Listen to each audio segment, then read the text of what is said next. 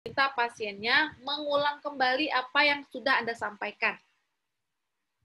Tujuannya apa, Bu? Memastikan pasien paham apa yang Anda sampaikan. Misalnya, Ibu bisa untuk memastikan semua informasi telah saya sampaikan, apakah Ibu bisa mengulang kembali apa yang telah saya sampaikan? Itu boleh. Pokoknya dengan gaya atau bahasa yang kira-kira bisa dimengerti oleh si pasien. Kalau seandainya pasiennya nggak bisa bahasa Indonesia, Anda nggak harus pakai bahasa Indonesia. Boleh pakai bahasa daerah. Kalau pasiennya nggak mengerti bahasa Indonesia, Anda boleh pakai bahasa Inggris. Jadi intinya tergantung si pasiennya. Dia ngertinya apa? Jadi nggak kaku ya. Bahasanya nggak kaku, yang penting pasien paham. Nah, kemudian pancing tanya lagi pasien apakah masih ada pertanyaan. Dan kemudian Anda pastikan Anda memberikan kontak Anda sebagai apoteker kalau seandainya pasien butuh informasi lebih lanjut. Mungkin kontak nomor office-nya di apotek Anda bekerja, nah itu untuk membantu si pasien mudah menghubungi apotekernya. Jadi hubungi apoteker jika nanti ada pertanyaan lebih lanjut. Nah, berikut adalah tahapan konseling yang perlu Anda ingat dimanapun Anda berada, walaupun nanti Anda masih jadi mahasiswa apoteker, yang mau ujian UKAI CBT, yang mau ujian OSCE, itu sangat bermanfaat tahap-tahapan ini. Kemudian, terkait dengan SOAP. SOAP ini kaitannya dengan dokumentasi data. Dokumentasi data. Yang pertama, kenapa penting kita mendokumentasikan data melalui metode SOAP? Yang pertama, data pasien itu nggak mungkin kita bisa ingat karena saking banyaknya data pasien. Jadi Anda harus merecord, Anda harus tulis. Kemudian yang kedua, pelaksanaan pharmaceutical care perlu ada data yang terdokumentasi. Nah, lalu bagaimana cara mendokumentasinya? Banyak metode ya sebenarnya, ada metode SOAP, ada metode SBAR. Nah, umumnya tenaga kesehatan pakainya SOAP. Makanya kita pakai juga metode SOAP atau SOAP. Kemudian bukti kontribusi apoteker dalam pelayanan pasien. Nah, sekarang banyak rumah sakit di mana si apoteker juga sudah menulis catatan medisnya di medical record. Kalau sebelumnya kita taunya yang menulis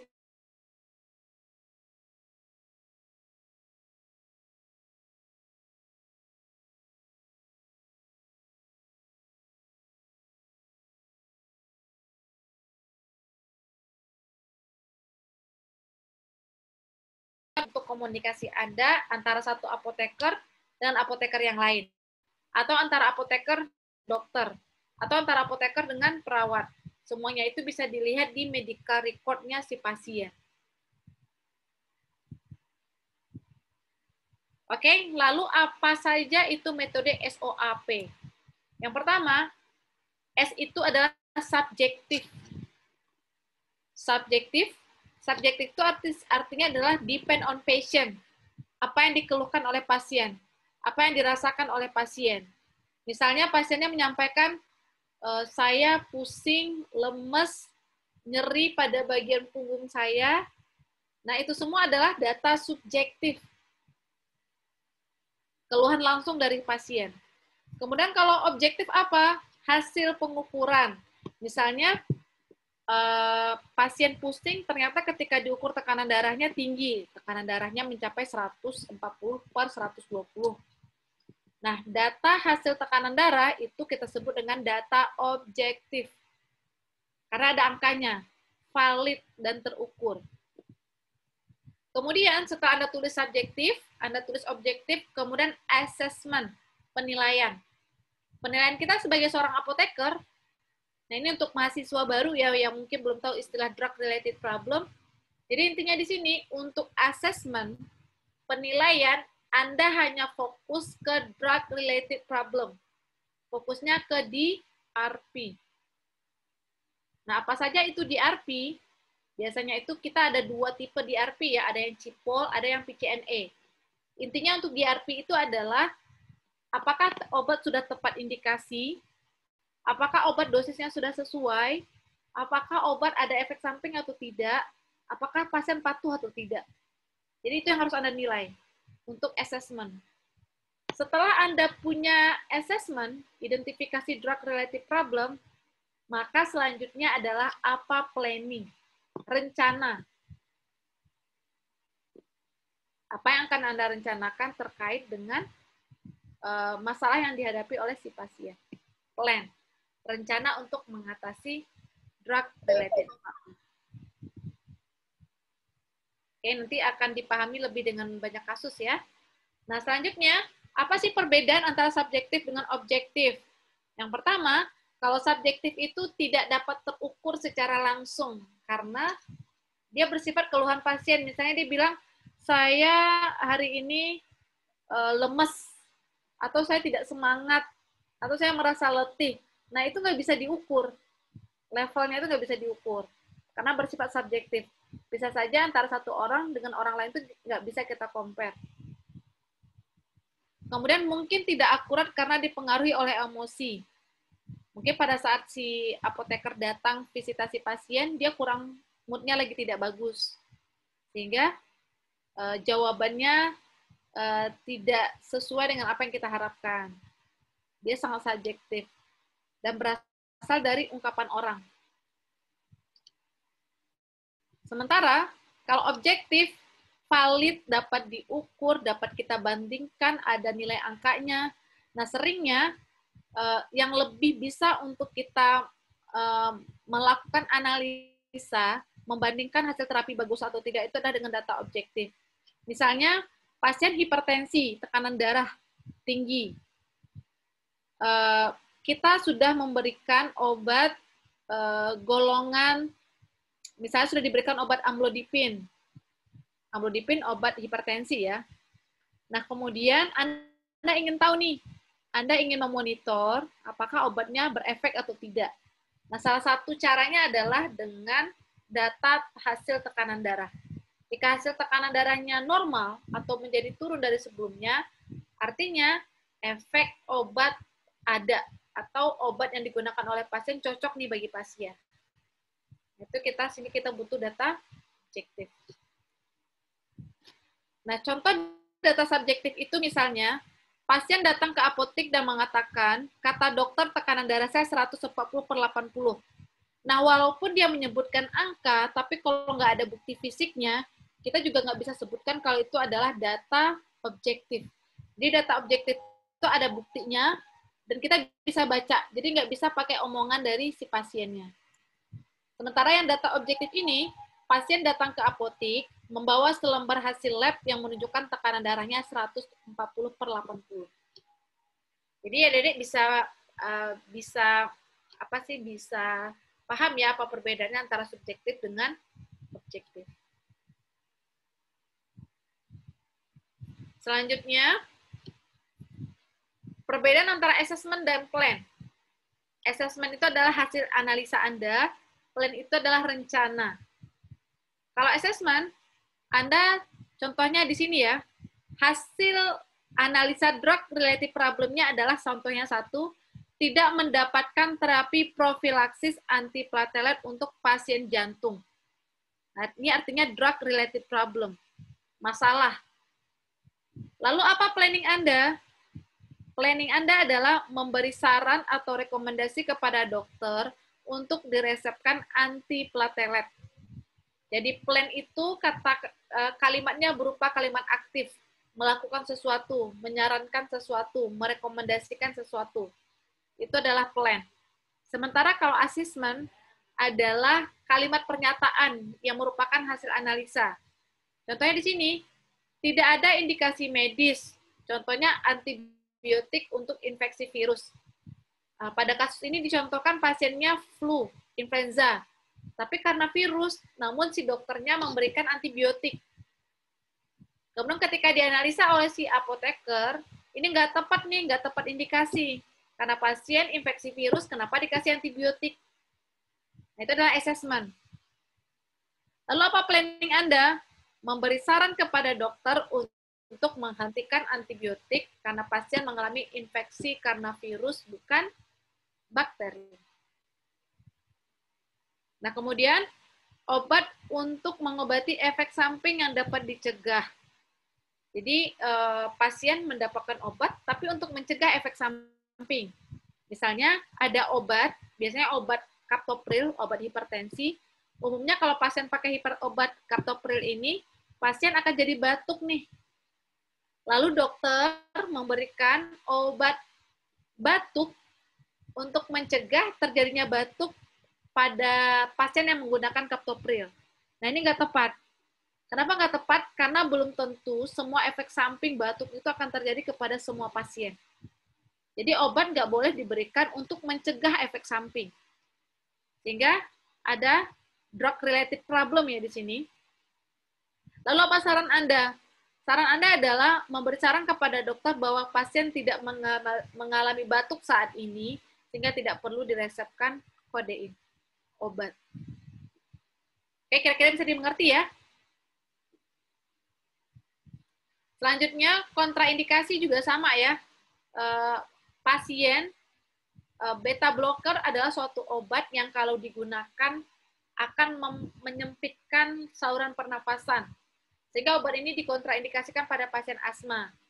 Nah, pada kondisi ketika Anda menganalisa resep yang digunakan oleh pasien, ternyata pasien asma dan dokter meresepkan obat beta blocker.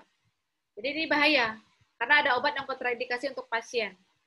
Nah, ini ada assessment. Saran Anda adalah memberi saran kepada dokter untuk mengganti obat beta blockernya menjadi golongan obat lain. Karena pasien mengalami asma. Kemudian terkait dengan dosis, salah dosis misalnya. Nah, rencanakan kepada pasien bahwa penggunaan paracetamol tidak boleh lebih dari 4 gram per hari karena dapat menyebabkan hepatotoksik. Oke, sekian dari saya terkait dengan apa itu pharmaceutical care, counseling, dan upaya-upaya yang dilakukan untuk mengumpulkan data menggunakan metode SOAP. Selanjutnya saya kembalikan ke moderator ya, kita sesi diskusi.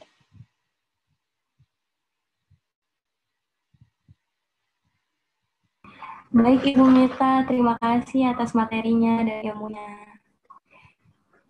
Sangat amat bermanfaat Ibu materinya.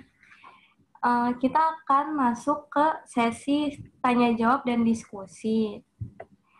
Untuk teman-teman yang mau bertanya, bisa langsung aja bertanya. Sebelumnya juga saya akan menyampaikan apa saja yang dijelaskan sebelumnya oleh Ibu Mita. Pertama kita menjelaskan konseling. Mulai dari apa itu konseling, sejarah, tujuannya, dan bagaimana caranya. Lalu ada juga SOAP, dijelaskan juga satu persatu tentang apa itu SOAP-nya. Apa itu perbedaan dari masing-masing SOAP tersebut, mulai dari subjektif dan objektif, apa perbedaannya, dan asesmen dan plan. Juga dijelaskan juga tadi oleh Bu Mita. Terima kasih Bu Mita. Untuk yang bertanya langsung aja ya, nyalakan mic-nya, langsung bertanya ke Bu Mita. Dipersilahkan. Oke, siapa yang mau bertanya? Ayo, yang mau bertanya.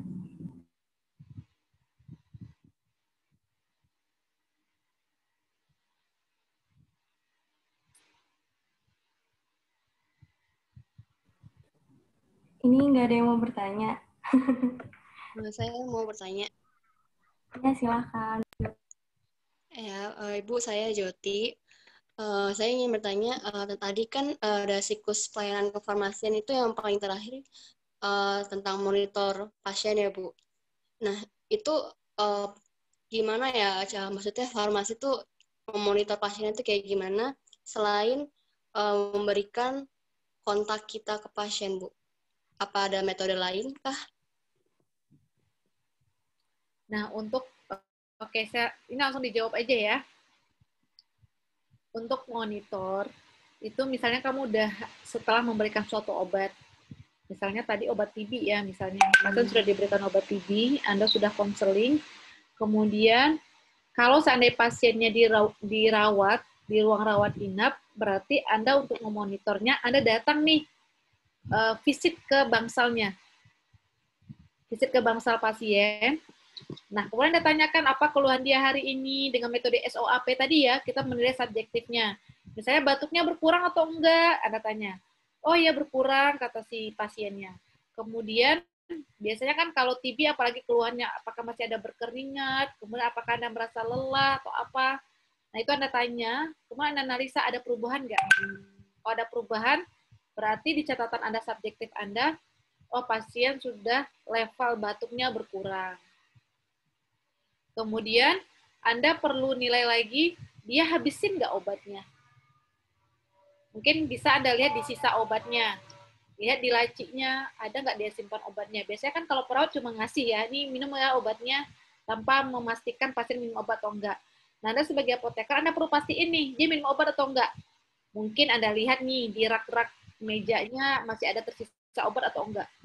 Walaupun in case pasiennya bilang nih, saya minum kok Bu, tapi padahal ternyata di mejanya ada sisa obat. Artinya pasien nggak patuh kan? Nah, pasien nggak patuh itu jadi catatan buat Anda. Pasien tidak patuh. Kemudian, biasanya kalau pasien TB, itu akan ada hasil pemeriksaan BTA-nya, hasil pemeriksaan bakterinya. Dia positif atau negatif. Nah, itu biasanya kan nggak tiap hari. Ada misalnya sekali sebulan atau gimana pemeriksaannya, itu Anda record, Anda catat. Misalnya, hari ini pasiennya nggak patuh. Kalau nggak patuh, berarti drug related problem kan? Assessment Anda, pasien nggak patuh nih. Lalu apa planningnya? Planningnya adalah pasien ditungguin ketika diberikan obat misalnya. Benar-benar dipastikan pasiennya minum obat. Atau saya akan berikan konseling nih kepada pasien kalau betapa pentingnya pasien patuh minum obat untuk pasien TB. Nah, itu kalau kasusnya pasiennya rawat inap ya. Tapi kalau rawat jalan, misalnya pasien udah pulang nih, gimana cara Anda memonitornya? Idealnya adalah Anda harus telepon pasiennya. Monitor. Ibu gimana kondisinya sekarang ini? Apakah batuknya udah berkurang, obatnya dihabiskan atau enggak gitu. Atau Anda bisa tanyakan, kira-kira hari ini sisa obatnya berapa ya Bu? Kan nanti dia hitung tuh. Benar nggak menurut catatan Anda itu dia akan, kalau seandainya dia rutin minum obat, seharusnya sisanya 10. Tapi ketika pasien nyebutin sisanya 11 Bu, berarti dia ada satu obat yang nggak dia minum kan? Nah, jadi kira-kira seperti itu. Jadi memang sih banyak kerjaan sebagai farmasi klinis ya jatuhnya ya. Jadi perlu sangat detail terkait dengan pemastian obat yang digunakan oleh si pasien. Demikian jawaban dari saya. Ya, Bu. Makasih ya, Bu. Ya, oke. Terima kasih, Bu. Ada lagi yang ingin bertanya? Ibu, saya ingin bertanya. Ya, silakan. Itu kan tadi ada sebelum kita mulai konseling, kita harus punya data dari pasien. Nah, kalau misalnya kita nggak punya data, kayak pasien tuh nggak ngasih tahu obat apa yang sebelumnya dia minum. Itu gimana cara kita buat nyari tahu si pasien itu udah minum obat apa aja? Terima kasih, Bu. Oke. Nah, biasanya untuk konseling itu biasanya nggak akan mendadak, oh tiba-tiba pasiennya ini harus langsung diberikan konseling. Pasti ada jeda waktu.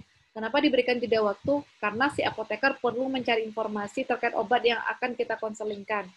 Misalnya gini, pasien ketika di apotek, dia ngambil obat nih, pasien ngambil obat. Oh, ternyata obatnya ada 7 nih. Ada 7 sehingga Anda memutuskan pasiennya perlu nih diberikan konseling. Nah, Anda sebagai apoteker perlu cari tahu dulu nih, apa 7 obat yang digunakan oleh si pasien. Apa informasi yang perlu Anda sampaikan? Misalnya, obat ini nggak boleh digunakan bersamaan karena ada antibiotiknya. Harus dijarakkan 2 jam. Kemudian, tidak boleh obat ini harus ditelan langsung, tidak boleh dikunyah karena dia sustained release. Jadi ada poin-poin tertentu sehingga pasiennya harus dikonselingkan. Nah, Anda harus siap dulu nih. Harus tahu dulu apa informasi yang Anda sampaikan, baru nanti pasiennya diinfokan. Ibu nanti ke ruangan itu ya untuk konseling dengan apoteker A misalnya. Nah, kemudian di sana Anda konseling, ceritain. Nah, biasanya kalau ada informasi-informasi yang Anda belum tahu, itu nanti Anda tanyakan aja. Misalnya, Ibu sebelumnya ada alergi obat atau enggak? Tanya. Karena kan kita nggak punya datanya ya, kalau dirawat di apotek rawat jalan kan nggak ada medical record-nya. Anda tanya dia ada alergi obat atau enggak. Siapa tahu obat-obat yang diresepkan itu ada yang alergi. Kalau alergi kan nggak boleh diberikan. Kemudian Anda bisa gali ini, dia itu patuh atau enggak minum obat. Misalnya kalau obat yang diberikan, ibu minumnya gimana, dihabisin nggak semua? Atau seperti apa? Jadi itu nanti Anda juga bisa gali secara komprehensif ke pasien. Cuman kalau seandainya pasiennya rawat jalan, nah kalau rawat jalan biasanya Anda masih punya waktu kan untuk mempersiapkan informasinya. Nah itu Anda punya medical record yang Anda gali dulu. Kenapa sih pasiennya harus saya konselingkan? Karena tidak semua pasien harus kita konseling. Kalau pasiennya cuma dapat obat 3, terus dia nggak ada keluhan penyakit lain, kita nggak perlu konseling. Nanti si apotekernya kecapean ya, terlalu banyak yang dikonselingkan. Padahal sebenarnya sumber daya manusia apoteker di rumah sakit itu sangat terbatas ya. Demikian jawaban dari saya. Baik Ibu, terima kasih atas jawabannya. Oke. Baik Ibu, terima kasih. Ada yang ingin bertanya lagi? Saya ingin bertanya.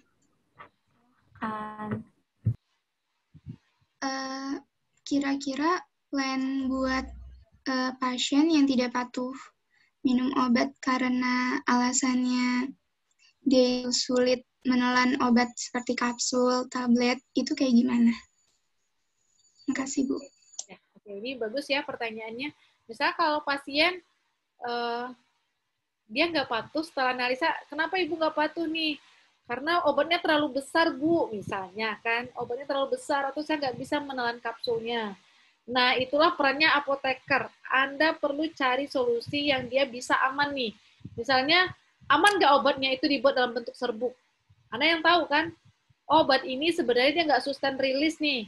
Bukan obat yang kopi tablet. Kopi tablet itu obat yang dilapisi ya. Obat yang dikasih selaput, nah itu nggak boleh digerus karena ada tujuannya dia diselaput. Diberikan selaput misalnya karena supaya dia nggak hancur di lambung, karena dia bisa rusak oleh asam lambung. Itu nggak boleh digerus. Nah kalau Anda tahu seandainya obatnya boleh digerus, maka Anda bisa solusikan obatnya kita jadikan serbuk. Yang pertama. Yang kedua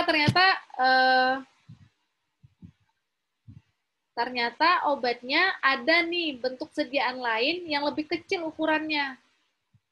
Anda ganti, itu boleh. Kalau hanya mengganti bentuk sediaan, saya rasa nggak perlu izin dokter ya, karena hanya mengganti, kecuali mengganti obat. Misalnya ada obatnya yang dalam bentuk tablet kita ganti ke sirup. Itu boleh asalkan dosisnya masih sama. Oke? Nah, atau misal gini, dia nggak patuh karena nggak sanggup beli obatnya, karena harga obat yang diresepkan itu mahal. Apa yang harus saya lakukan? Anda boleh ganti obat itu ke generik. Dari patent, boleh nggak ganti generik? Boleh-boleh aja kalau pasiennya mau. Karena tergantung dengan ekonomi pasien, kan? Itu boleh. Tanpa harus nelpon dokter dulu, Anda boleh kok ganti dari patent ke generik, asalkan seizin pasiennya. Terima kasih, Bu. Ya. Baik, terima kasih Bu. Masih ada waktu 15 menit untuk sesi tanya-jawab. Ada lagi yang ingin bertanya? Kak, aku mau tanya. Ibu mau tanya. Boleh. Ibu, kan obat paten sama generik mahalan paten tuh ya, Bu. Tapi kan kalau paten sama generik tuh isinya sama kan ya, Bu? Cuman gara-gara merek aja. Tapi kenapa mahalan paten ya, Bu? Oke, sekarang gini saya tanya ya. Kamu ada beli baju nih, yang satu brand namanya Artis, yang satu lagi biasa, mahalan yang mana? Yang Artis, Bu. Yang Artis kan? Karena ada biaya promosinya, ada biaya apa sih namanya? Biaya iklannya kan. Kemudian kemasannya lebih bagus, jadi biaya promosinya lebih mahal, jadi mereka akan cenderung lebih apa sih namanya? Akan lebih mahal karena ada biaya tambahan. Namun sebenarnya jika pasien nggak sanggup beli yang branded, mereka boleh kok pakai yang generik. biasanya gini, di Farmakope, Anda udah pernah lihat buku Farmakope belum? Farmakope Indonesia. Ada kan rank kadar obat yang bisa efektif sampai ke dalam tubuh. Misalnya obat ini boleh diproduksi kalau rank kadar aktif obatnya 90-100% misalnya ya. Nah, untuk obat generik mungkin kadarnya 90%, tapi obat paten itu 95%, 98%. Sehingga memang dia akan jadi lebih mahal. Tetapi dengan kadar obat yang 90% generik tadi, itu sudah optimal untuk mengobati keluhan pasien. Kira-kira bisa paham nggak? Jadi dengan obat generik itu sebenarnya dia udah bisa kok ngobatin si keluhan pasien. Namun dengan kadar yang 90%, tapi ini dia buatnya kadarnya sampai 98%, sehingga memang harga obatnya jadi lebih mahal. Kadang-kadang mahalnya itu nggak sebanding dengan perbedaan kualitasnya ya. Tetapi memang dari kemasannya dibuat lebih eksklusif. Nah, sehingga itu yang membuat yang paten atau yang branded itu jadi lebih mahal. Makasih, Bu.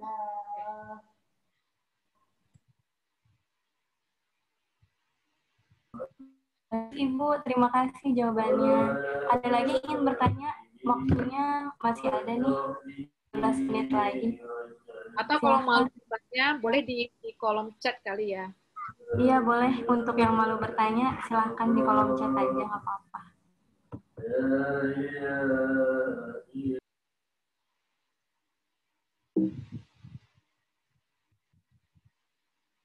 Kalau nggak ada pertanyaan, boleh, nggak apa-apa, kita tutup aja.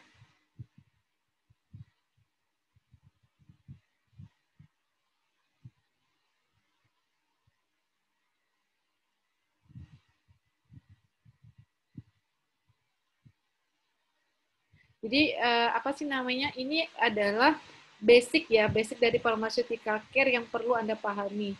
Jadi nanti ketika sudah bekerja pun sebenarnya ya prinsip ilmunya juga ini juga gitu. Bagaimana Anda memberikan pharmaceutical care, bagaimana saya menulis SOAP. Karena dulu-dulu itu kita apoteker nggak ada nulis di medical record. Tetapi sekarang Anda juga udah harus nulis di medical record.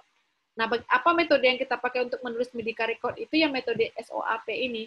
Anda tulis dulu subjektifnya apa, objektifnya apa, kemudian apa hasil asesmen Anda dari seorang apoteker. Jadi Anda jangan menyinggung masalah penyakitnya pasien, Anda cukup singgung terkait dengan pengobatan obat yang dipakai pasien. Misalnya pasien patuh atau tidak, dosisnya sesuai atau tidak, adanya reaksi efek samping atau tidak. Itu yang Anda catat di catatan medis pasien, bukan membahas penyakit pasien. Karena itu adalah tugasnya dokter. Jadi sering tumpang tindih ya, walaupun Anda belajar patofisiologi, tapi tugasnya menganalisa penyakitnya itu adalah dokter. Anda hanya cukup membahas obatnya sudah tepat atau belum.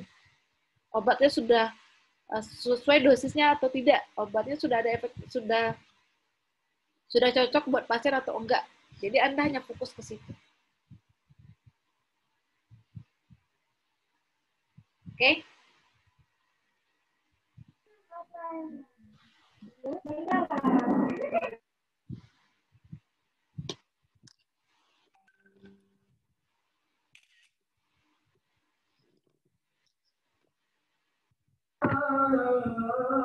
Maaf Ibu, sedang azan, kita break azan sebentar ya Bu.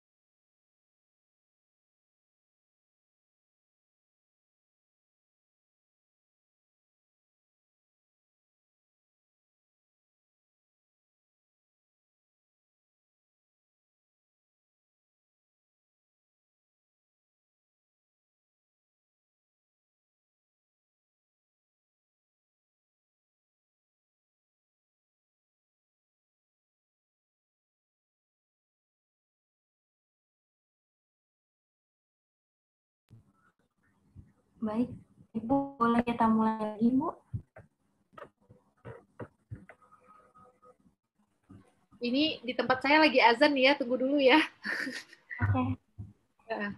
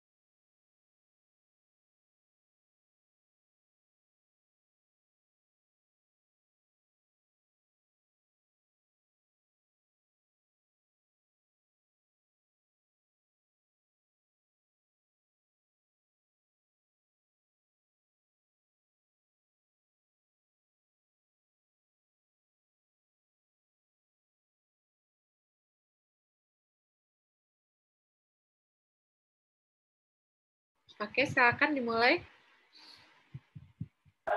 Baik, Bu. Ini ada yang bertanya melalui chat saya, Bu. Ya. Dari Shelby, angkatan 2020. Pertanyaannya, katanya obat antibiotik itu kan harus, kalau mau dibeli harus menggunakan resep dokter. Nah, tapi pernah ada kejadian, saudara dia beli obat antibiotik tanpa resep dokter, tapi dikasih oleh apotekernya, itu bagaimana ya, Bu? Nah, idealnya setiap obat antibiotik itu perlu resep dokter. Namun namanya di negara kita ya, di Indonesia itu sangat gampang sekali obat-obat keras pun dapat diperoleh dengan mudah. Nah, itu nggak benar sebenarnya. Secara regulasi itu nggak benar, kita nggak bisa mendapatkan antibiotik dengan gampang. Dan juga bukan termasuk obat wajib apotek kan antibiotik. Kalau Anda lihat di obat wajib apotek itu paling obat-obat topikal itu boleh diberikan tanpa resep dokter. Tetapi kalau obat antibiotik yang diminum secara per oral mestinya memang harus sesuai dengan resep dokter. Ada lagi? Ada lagi yang ingin bertanya? Nah, sepertinya tidak ada. Nah, kalau nggak ada, ini saya bikin kuesioner ya terkait dengan materi hari ini. ini. Jadi silakan adik-adik semua ya, saya akan di chat.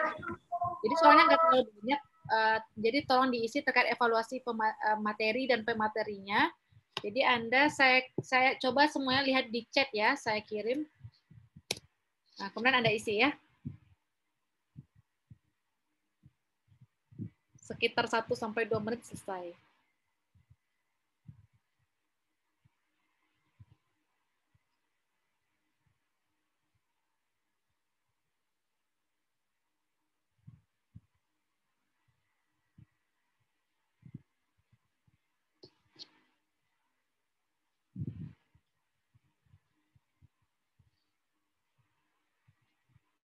Ini saya bikin formnya ini dadakan ketika tadi pas azan ya. Jadi kepikiran, oh ya kenapa nggak dibikin form evaluasi ini ya. Jadi memang ini tidak terarrange dengan baik, jadi baru dadakan saya tulis.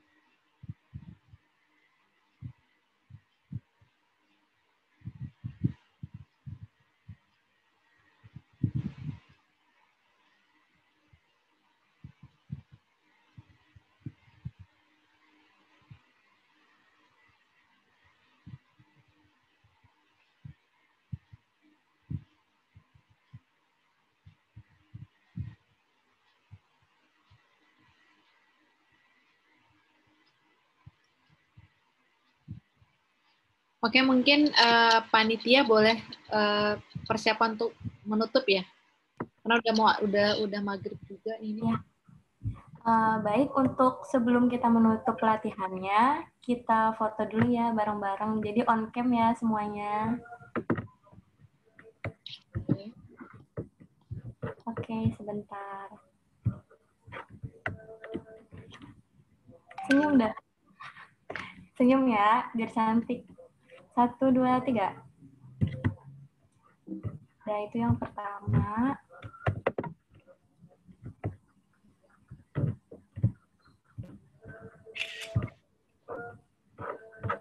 Nah, sekarang yang kedua.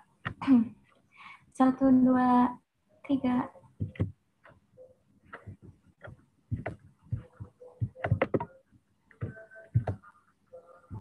Oke. Sekarang yang ketiga ya. Ini masih ada nih yang belum on cam. Tolong di on kan ya kameranya.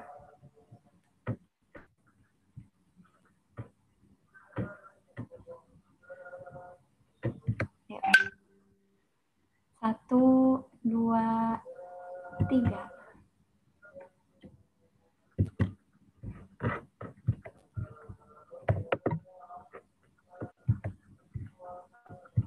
Oke deh, alhamdulillah selesai. Kita tutup aja ya pelatihan kedua kali ini. Terima kasih semuanya yang sudah berpartisipasi. Terima kasih juga Bu Mita atas materi dan ilmunya, sangat bermanfaat. Kita tutup ya. Wassalamualaikum warahmatullahi wabarakatuh. Terima kasih Bu Mita dan kelas. Terima kasih Bu Mita. Semuanya. Terima kasih Bu. Ya, tetap semangat ya. Iya, Bu. Terima kasih. Ya. Terima kasih, Bu.